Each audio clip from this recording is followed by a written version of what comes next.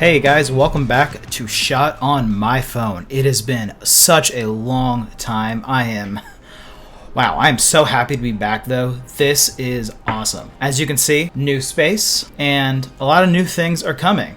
Working on different types of videos for you guys, not just Apple videos, but tech related videos all together. So if you're excited for that, hit the like button. Please subscribe. I have a new setup, new equipment. If you want a desk setup tour video, let me know. I will show you everything that I'm using. I'm still working at Best Buy and I've learned a lot about tech since then. I have learned a lot about people and what content people need and want. If you're ready, let's get into why you need iOS 16 public beta. Okay, disclaimer. The iOS 16 public beta is still a beta. Beta meaning that it is not officially released yet. It is available for the public, but it is only available for the public in beta version so that it is still in testing. That is a disclaimer, meaning if there are any bugs, you will experience a lot of them. You will experience worse battery life. You will experience crashing on and off of your phone of certain apps. I've experienced a lot of bugs on iOS 16 public beta, but it's not bad. And as the new betas come out, they get better. Right now, it is the end of July. By the end of this week, hopefully, public beta 2 will be out. And once beta 2 is out, then all of the bugs that I've mentioned, they're not going to all be gone. That's what the Golden Master is for. That is what the official release in September with the new iPhones is. But right now, once the public beta is updated to public beta 2, those bugs are going to get better. And once those bugs are better, then life is easier, right? So anyways, that was a little disclaimer. But now, why do I think that you need the public beta? If you can handle the bugs, here's why you need it. There are so many new features that I'm just in love with. One of them being the new lock screen and home screen customization. So with the widgets, it is incredible how you can put now new widgets. You can customize lock screen with widgets, the time and what the numbers look like. And then whenever you click confirm, then it'll also go and tell you what the home screen will look like. And do you want to set it up as a pair? And you can choose to blur the image for the home screen that's on the lock screen. You can choose to not blur it. You can change the home screen color, even set it to a certain focus. So when you put it on sleep mode, it automatically goes to that home screen and lock screen with those lock screen widgets and the home screen widgets and pages that you want. It is really cool, very customizable. A friend at work today said that it's giving him Android vibes. I don't know how I feel about that, but that's that. Next up on the list of the things that I really love on the lock screen and home screen is the cool new Earth and Moon lock screens. That's really interesting because the way when you swipe up, the way the Earth flows into the foreground on the home screen is really, really cool. I love how Apple incorporated that. I really hope for more dynamic animated lock screen, home screen options in the future. Or maybe one day if we can even make our own somehow. That would be super, super cool. I am so excited for the future of this. Right now, no, a lot of people are going to say that this is very limited, but that's again because it's a beta.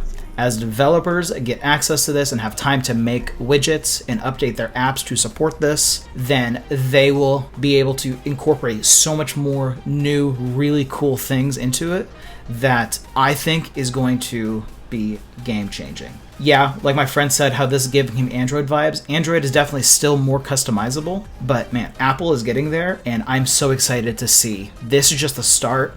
This makes me so excited for the future of what iOS could be. And speaking of iOS, iPadOS 16, I love it. Videos on that coming very soon. Yeah, still using my iPad as my main device.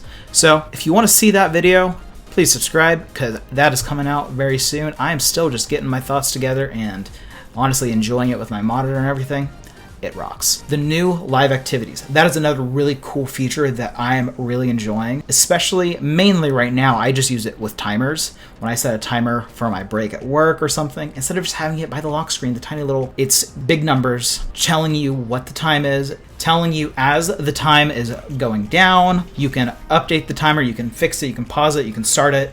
You can do so many different things. It is a really cool feature. There are going to be new live activities coming up later, again, when developers have full access, have time to make this, such as Uber is making that so you can see the progress of your Uber delivery. I'm sure the same thing with DoorDash is going to happen, Uber Eats, all of that stuff.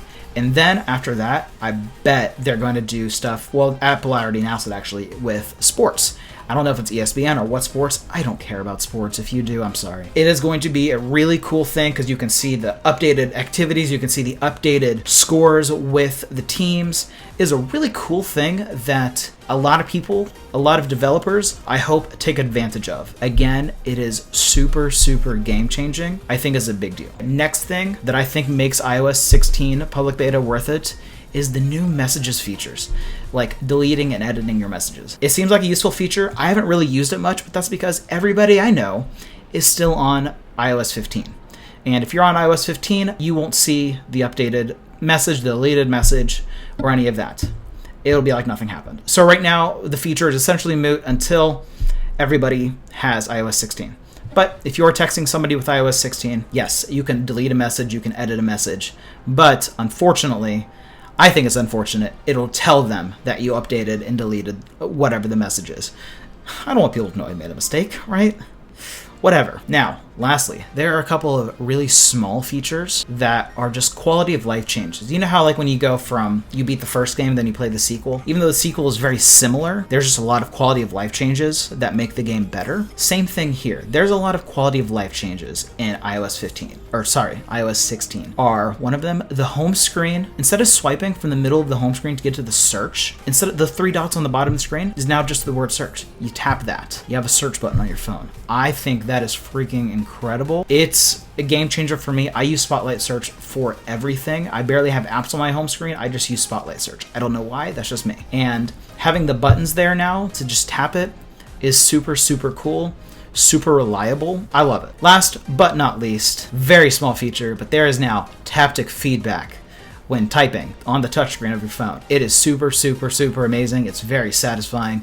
It doesn't benefit anything. It's just quality of life. So now there's taptic feedback when you tap, not just audible, but also physically taptic feedback. Again, really small feature, but it's a really satisfying, a really cool feature. That is all I have for this video, guys. So if you are interested in knowing more about my thoughts on iOS 16, iPadOS 16, let me know in the comments below. Let me know what videos you want to see. And again, it is so good to be back. Expect more videos coming up very soon. Welcome to my new setup. That's just shot on my phone.